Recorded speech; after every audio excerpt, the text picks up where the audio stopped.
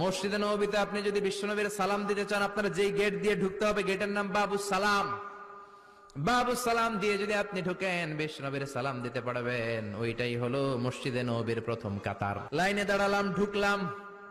ভাগ্য ভালো, এমন একটা জায়গা পেয়েছি লেখা মাকান তাহাজ্জুদি রাসূলিল্লাহ, মানে এই জায়গায় রাসূল তাহাজ্জুদের নামাজ পড়তেন। আল্লাহর শুকরিয়া আদায় করে 2 রাকাত সালাত পড়ে আবার প্রথম কাতারে ঢুকে গেলাম। এবার বিশ্বনবীর সালাম দেওয়ার পালা। হাঁটতে লাগলাম সবার সাথে। রাউদাতুম মিন রিয়াদিল জান্নার পরে ছোট্ট একটা জায়গা, এই জায়গায় সাইয়েদনা ঈসা আলাইহিস সালাম দুনিয়াতে আসার পরে, দাজ্জালকে হত্যা করার পরে 40 বছর দুনিয়াতে থাকার পর যখন ইন্তেকাল করবেন, বিশ্বনবীর বাম হাতের এই পাশের জায়গাটাতে ওনার সেখানে কবর দেয়া হবে। সুবহানাল্লাহ, ছোট্ট একটু জায়গা, কবর দেয়া হবে সেখানে।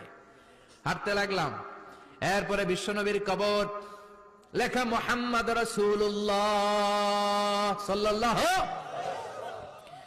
যেই নবীর কথা ছোটবেলা থেকে এতদিন পড়লাম, যেই নবীর হাদিসগুলো শিখলাম, যেই নবীর জন্য আমরা দেহের তাজা রক্তটুকু বিলিয়ে দিতে পারি কি পারি না, ওই নবী নাকি এই জায়গায় শোয়া। কোন উম্মত এই কথাটা চিন্তা করে ধৈর্য ধারণ করতে পারে?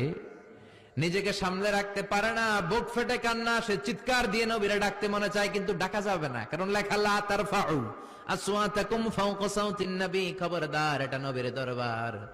নবীর দরবারে উঁচু গলায় বড় গলায় কোন চিল্লা ফাল্লা বা আওয়াজ করা যাবে? দাঁড় দাঁড় করে মানুষ চোখের পানি ছাড়ে, চিৎকার করে কাঁদতে পারে না। বিশ্বনবীরে চিৎকার করে ডাকতে মন চায়, ডাক দিতে পারে না, চোখের পানি ছাড়ে। আর বিশ্বনবীর সালাম